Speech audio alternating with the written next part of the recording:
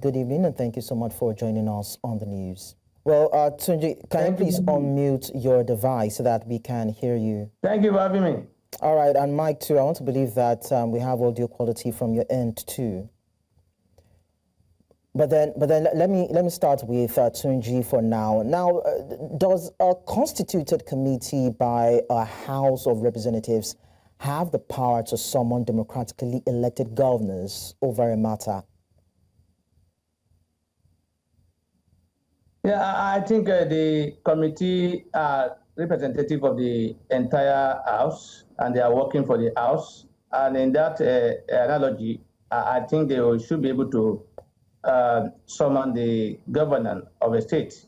They are representing the entire constituency in the country, and being a committee, a stand committee set up by the House of Assembly, the House of Rep. They have the power to do that. The National Assembly, the House of Representatives, or the Senate has the power to summon anybody to inquire on any issue that has to do with the Nigerian situation regarding security or whatever they make a provision for budget for them. Well, I don't know what constitutional law, part of the section of the Constitution that actually backs that. But then the committee is also somewhat threatening to take over the constitutional functions of Zamfara and Benue State Assemblies. So is such a takeover also backed by the Nigerian Constitution? Yeah, you see, the one I said earlier on, there is no clear provision that committee. He said the House of Representatives or National Assembly can do that. So, and being the committee being part of the House of Representatives, they should have the power to do the work of the. In fact, they have been delegated to work on behalf of the Assembly rep. But let me say, regarding that's if you look at Section 88, 89 of the Constitution, they talk as regard the power of the National Assembly to summon anybody for any issue regarding where they have the power to make a provision for them. Regarding the summoning by the House of Rep or the request to take over the what's it called House of Assembly. Yes, Section 11 of the Subsection 4 of the Constitution of Nigeria empowers the National Assembly to take over the House of Assembly of a state, where the House of Assembly in that state is unable to perform its function. In other words, where they are unable to hold meeting or they are unable to transact business of the House due to circumstances in that state. So in that regard, they can take over the Assembly of the state and by taking their responsibility. But whenever they take that over that House, that does not give them the power to remove or impeach, what we call impeachment, to remove the governor of the state. Their function is limited to doing the job of the House Assembly regarding whatever they want, a solution and other thing that will be needed for the good governance of the state. They have, like I said, in summary, by Section 11 of Subsection 4 of the Constitution, empowers the National Assembly to take over the roles of the House of Assembly wherever they are unable to perform their function. All right, so Tunji, stay with me for a while. I need to bring Mike into this. I mean, he's the president, Ochetoha Idoma Youth Wing Worldwide. That is Mike Alidu. I'm told that he has also joined this conversation. Good evening to you. Hello, Mike. Can you please unmute and say something? Yes, good evening. Thanks for... All right, thank you so much for joining us. So let's look at it from the security angle. I mean, governors are the chief security officers of their states or their jurisdiction. Now, in Benue, Zamfara, Benue states, and other hotbeds in the country, would you say that these governors are actually failing in their duties? My network. Hello, Mike.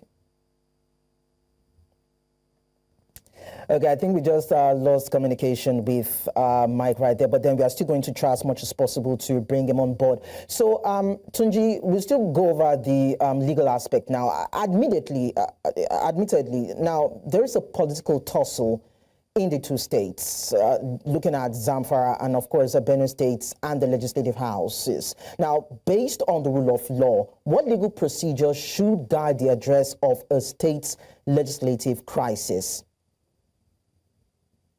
You see, the crisis we have in our country these days is not normal or the one that is expected even by the Constitution. the Constitution did not envisage a situation whereby some members of the House of Assembly will be suspended, and they also go back to another place, go and gather themselves, and again suspend the other faction of the Assembly. You know, we are creating a situation in this country that is not even known to our law, and that is why sometimes it's difficult to even provide any solution to an issue of law regarding this circumstance. Some of them are abnormal, some of them are not in line with our law. So there's a conundrum in that regard, because as it is now, what I hear is that there are two out of assembly sitting now. There is a faction, one faction sitting differently, another one sitting differently. So in other words, there are divisions in the House of Assembly. Whether that division will amount to them being unable to perform their function is another question to be answered.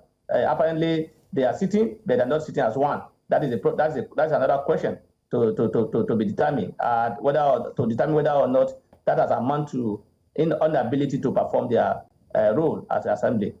For me, we are creating unnecessary circumstances in the country. We are creating a situation whereby we want to use the rule of might rather than the rule of law, and that's why we are having what we are having. As long as we are not complying with the rule of law in this country, this is the kind of thing we are going to be seeing. Yes, if there's an insecurity, if there's a problem on ground, or there are suspensions of certain members of the House, that can take the proper step to overturn that suspension. They will not do that. They will go and set up their own assembly and start working in that regard. It's unfortunate. Finally, now the chairman of the committee presiding over this matter referred to the 10th House agenda in presiding over states' legislative crisis. I mean, what does that even mean? And how can that help in any way solve the political crisis, particularly in Zamfara State? I'm not too sure of what they meant by the 10th agenda. I'm not too sure of that. But like I said, what I know is that Section 11 of the 4 of the Constitution empowers the National Assembly to take over the role of the Assembly where there's a crisis or whether they are unable to perform their function. It didn't say crisis. Say where they are unable to perform their function. And that's why I said there's a dilemma, there's a conundrum as to whether or not those people are able to perform their function. I am not too sure of what they meant by 10, what's it called? 10th House agenda. Okay, no problem. I don't know what they meant by that. Okay, Tunji, Abdulhameed, thank you so much for sharing your thoughts with us. Thank you for having me. It's my pleasure. Yeah, you're welcome. Let's now quickly talk to Mike. He's in the face of this crisis, particularly in Benue State. Mike, are you there? Yes, I'm with you. Okay, fantastic. So earlier on, I was saying that, governors are chief security officers of their states. And when you look at Benue, Zamfara, Borno State, and some other hotbeds in the country, would you say that these governors are actually failing in their duties when it comes to securing their states? I may not use the word failing. Is that the governors are not living up to expectation. Because recently, when one of the presidential aides we are discussing, they said the governor has refused to use what was given to them to fight this insecurity. At least between 1 to 3 billion naira is given to every governor to ensure that they protect lives and properties in their various states. And then when you come to that, the resources are being underutilized. And it is true that the security of everyone is in our hands this time because our security agencies are not enough to carry out these activities. But we can resort to community policing because within our local environment, if the governors could put in resources, mobilize youths, we can as well live up to expectation to ensure that incentives are being given to young men to ensure that to curb the insecurities in our various states. The fact is that the governors are not engaging the youth at all, and they are not giving enough allocation to the security agencies. And I think that is the problem. Some people say that even these security votes or these funds that they get are grossly inadequate. Or is it that the governors mismanage these funds? Aside having to engage the youths, we need to understand the fundamentals why they're not able to tackle insecurity within their domain. I think the whole thing is centered on mismanagement because tackling insecurity involves having the political will to ensure that you live up to expectation. And when these resources get to the governors, we don't see the effectiveness. Of course, we have seen other governors before now that try to take the insecurity of their various states as a priority. And if it is not taken as a priority, it simply means the resources are being underutilized. And I think if you say being underutilized, I believe that that is mismanagement of these funds that is causing this or these challenges mainly. Because if resources are adequately put to use, it simply means people will come out, security agencies will be able to do their jobs.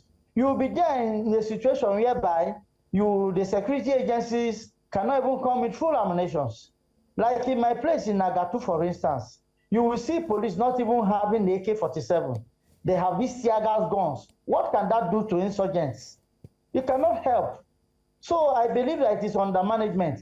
I was in Nagatu the other time. The security complained that from February last year till December last year, the allowances were not paid. So if incentives are not given, if they're not properly taken care of, it simply means they cannot fight insecurity. I think that is the major challenge. All right, the other side of this conversation has to do with the governors not having express command over the security architecture as this ultimately, answerable to the power at the center. So should there be some sort of probably amendments of the Constitution to give more authority to the governors over security logistics if we are not going to see the ratification of a state police in the country? The government has enough power to fight insecurity already. If you give them more powers to take over the securities from the power of the center, it simply means the governors will be more uncontrollable. The governors have local vigilante in every state. And if you see, the local hunters and vigilante can go a long way in curbing insecurity because they know the terrain even more than the military personnel. They know the terrain more than the police. So if the government are ready to fight insecurity, what they need to do is to involve community policing in the sense that they involve their local vigilantes, they involve their local youth leaders so that we can organize ourselves and wage this war against this group of marauders who is becoming a very great challenge to Nigerians. Because a lot of youth are ready, but there is nothing to go, there's nothing to use in forging ahead. And there's every need that the governors, within their powers, approve some prompt actions for reasonable use who are ready and volunteering to curb this insecurity by fighting back. The only way we can stop this thing is to fight back, because we cannot fold our hands and watch our lands and our property being destroyed, our lands being taken away from us, and our livelihood being tampered with. Well, of course, concerted efforts are actually needed to actually deal with insecurity issues around these states. We hope that the government will take that initiative. Mike Alidu, thank you so much for sharing your thoughts with us.